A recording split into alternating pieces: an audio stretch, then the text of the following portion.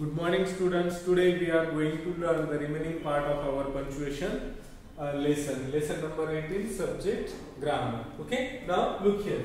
Semicolon. Today we are going to learn about the semicolon. Semicolon या विषय आज आपण माहिती घेणार आहोत. Okay. Now the semicolon represents a pause of greater importance than that show by the comma.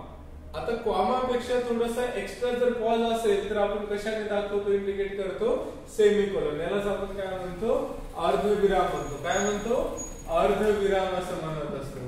अर्धविराम. सेमीकोलनलाच आपण काय म्हणतो, अर्धविराम. की कसा पॉज असतो तो, greater importance than that show by the comma. Comma पेक्षा जास्त दाखवलेला असतो अशा पद्धतीचा जो पार्ट असतो त्यावेळेस आपण काय करतो की सेमीकोलनचा यूज करत असतो. It is use for the following purposes. खालील उद्देशासाठी वापरला जातं. The first purpose is here to separate the clauses of compound sentence. Compound sentences संयुक्त वाक्याचे जे क्लॉज आहेत, जे उपवाक्य आहेत त्यांच्यासाठी आपण काय करत असतो की सेमीकोलनचा उपयोग करत असतो, त्यांना सेपरेट करण्यासाठी. To separate the clauses of compound sentence. Compound सेंटेन्सचे जे क्लॉजेस आहेत त्यांना सेपरेट करण्यासाठी आपण काय करत असतो, सेमीकोलनचा यूज करत असतो. when they contain comma. when they contain comma, for example, he was a brave large hearted man, semicolon, and we all honored him. Look here, he was a brave, comma. Look here, here we use comma. Large hearted man, here semicolon. Here we use semicolon.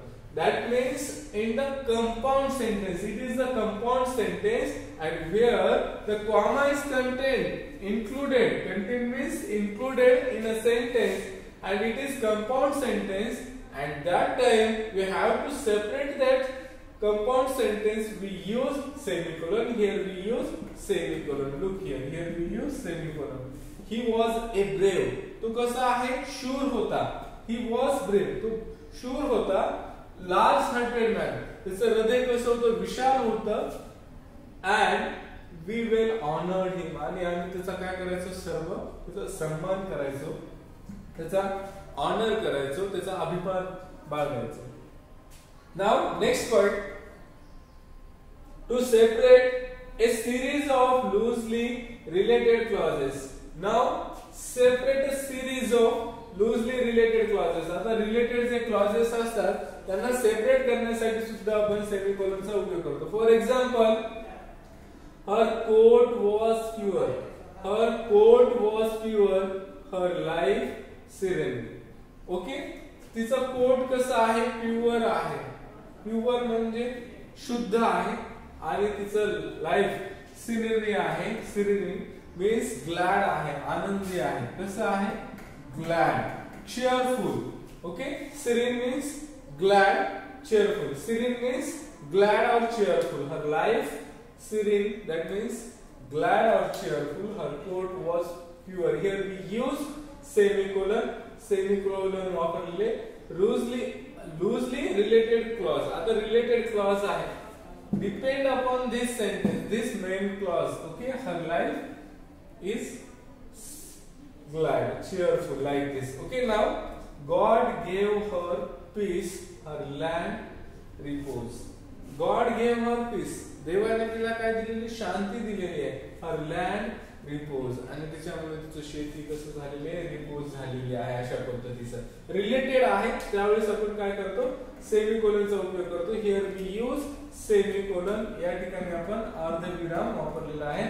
Related clause separate करण्यासाठी, to separate a series of loosely related clause. Now next point or next example, today we love what tomorrow we hate.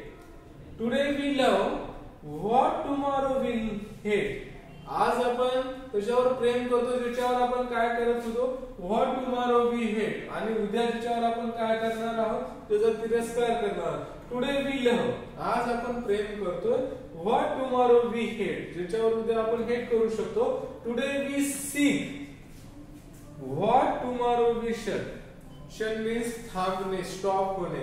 आज आपण आजारी आहोत किंवा मिळवलेलं आहे किंवा मग उद्या आपण थांबू त्याच्यासाठी. Okay, now today we desire what tomorrow we fear.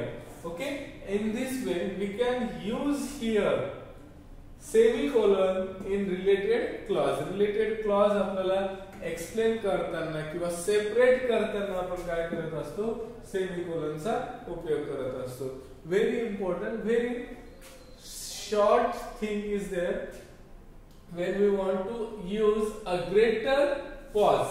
ज्यावेळेस आपल्याला थोडा ग्रेट पॉज घ्यायचा असतो, मोर दॅन कॉमा पेक्षा थोडासा जास्त पॉज घ्यायचा असतो, त्यावेळेस आपण काय करतो, सेमिकोलॉनचा उपयोग करत असतो. Next point that is colon.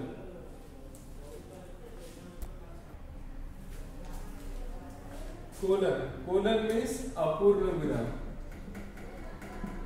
अपूर्ण विराम. It is the next punctuation mark. Okay, colon. The colon marks a still more complete pause. More complete pause than that expressed by the semicolon. Semicolon पेक्षा जास्त pause असलेलं जे आपलं असतं ते काय असतं, आपलं कोलन. स्टार्टिंग आपण पाहिलं, first one full stop, next one comma, next one semicolon, and now this one is colon.